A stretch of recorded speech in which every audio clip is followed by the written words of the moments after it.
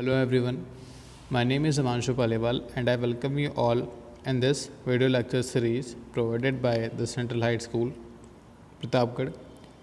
The subject is social science and in this class we are going to continue the first chapter, French Revolution.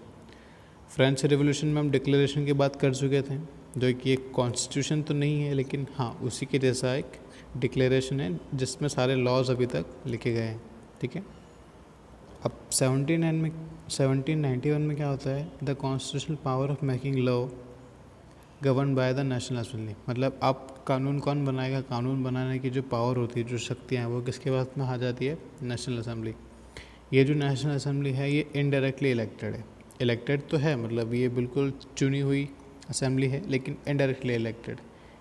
Indirectly elected का मतलब क्या होता है कि जैसे मान लो आपने वोट दिया है ना, और आपके जो रिप्रेजेंटेटिव है वो नेशनल असेंबली में बैठेंगे तो हो जाएगा डायरेक्टली इलेक्टेड. लेकिन आपने जिन रिप्रेजेंटेटिव को वोट दिया, अगर वो आगे किसी और को वोट देते हैं, ठीक है, वो अगर आगे सरकार चुनते हैं या फिर असेंबली का गठन करते हैं तो उसको क्या बोलेंगे, इनडायरेक्टली इलेक्टेड. मतलब आपका वोट काउंट तो हुआ लेकिन डायरेक्टली काउंट नहीं हुआ ना. ठीक है, इसको बोलते हैं इनडायरेक्टली इलेक्टेड. अब इसमें क्या होता है कि the voting rights only to the active citizens. मतलब जो भी एक्टिव सिटीजन हैं उन्हीं को सिर्फ वोटिंग राइट होता है. जो पैसिव सिटीजन होगा उसको आप वोटिंग राइट नहीं दिए गए थे. तो एक्टिव सिटीजन की डेफिनेशन क्या थी, मैन, मतलब बिल्कुल मैन होना चाहिए. वेमेन को स्टैम्प राइट है नहीं. अबाउट 25 ईयर्स ऑफ एज, मतलब आपकी जो एज है वो 25 मिनिमम होनी चाहिए. पेइंग टैक्स, आपको टैक्स कम से कम पे तो करना ही है. और कितना कम से कम करना है, at least 3 days of labour service. मतलब एक मज़दूर जितना 3 दिनों में कमाता है उतना आपको टैक्स देना है. ठीक है, उस टाइम पे आप जाके अपने आप को क्या बोल सकते हो, एक्टिव सिटीजन्स. और जब आप एक्टिव सिटीजन में काउंट होते हो तब आप क्या दे सकते हो, वोट दे सकते हो. उसके पहले आप वोट नहीं दे सकते थे. ठीक है. अब अगर आप इसमें एक्सक्लूड करो, मतलब 2 कंडीशन बनेगी, या तो एक्टिव होगा या फिर क्या होगा, पैसिव होगा.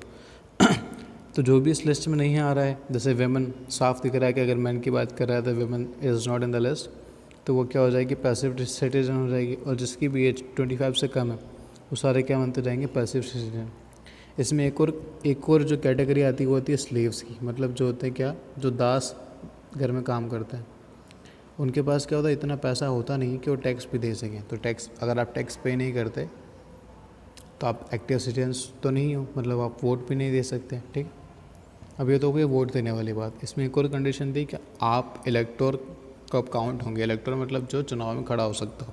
ठीक है, आप जीतोगे नहीं जीतोगे वो तो बात की बात है, लेकिन सिर्फ आपको चुनाव में अगर खड़ा भी होना है तो आपको क्या होना पड़ेगा, man with highest layer of tax payers. मतलब जो टैक्स पे करते हैं उनकी सबसे जो हाईएस्ट लेयर होगी, स्लैब होगी, उसमें से आपको होना पड़ेगा. जब जाके आप क्या कर सकते हो, एज एन इलेक्टोरल कैंडिडेट आप चुनाव लड़ सकते हो. बाद में जीतोगे तो ऑब्वियस आप मेंबर ऑफ नेशनल असेंबली बनोगे, लेकिन आपको सिर्फ चुनाव लड़ने के लिए भी क्या होना पड़ेगा, इस लिस्ट में काउंट होना पड़ेगा. ठीक है.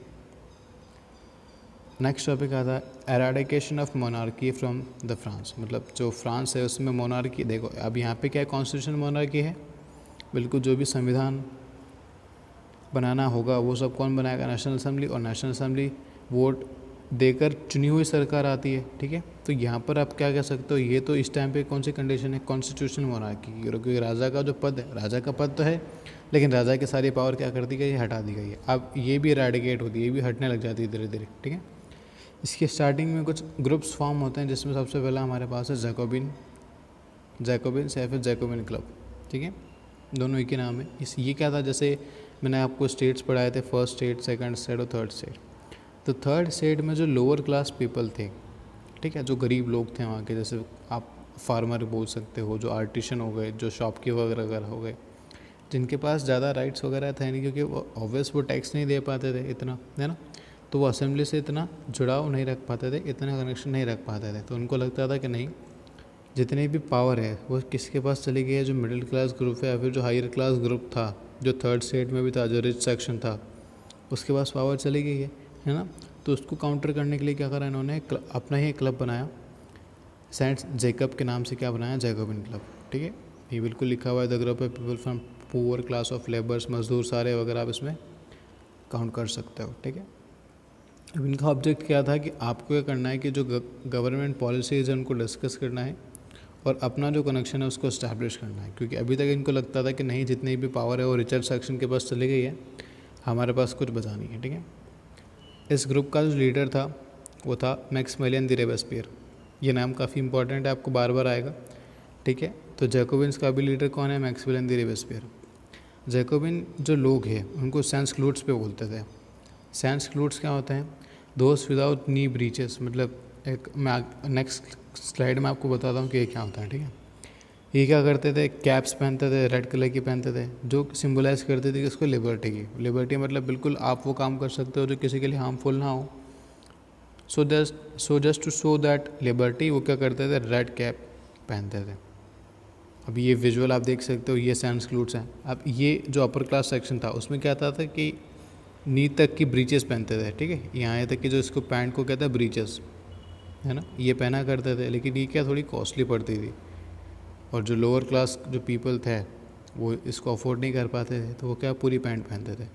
अब इसमें दिमाग यूँ मत लगाना कि ये आधी तो इसमें कपड़ा कम लगेगा, नहीं, इसकी जो बनावट होती है, इसका जो स्ट्रक्चर होता है उसमें कॉस्टिंग जाती है इसकी, ठीक है। तो जितने भी लोअर क्लास लोग थे उन्होंने ये पहनना स्टार्ट करा और सर पे कौन सी टोपी रखते थे? लाल टोपी रखते थे, ठीक है। तो उन सबको क्या बोला गया? सैंस-क्लूड्स। और बाकी कौन हो गया? Upper class. तो इनमें आप बिल्कुल फ़र्क देख सकते हो। तो कोई इंसान अगर सैंस-क्लूड्स है या फिर उस कैटेगरी में भी आता है तो आपको क्या दूर से वो दिख जाएगा, ठीक है। इसके आगे की स्टोरी नेक्स्ट क्लास में कंटिन्यू करते हैं, ठीक है। Thank you.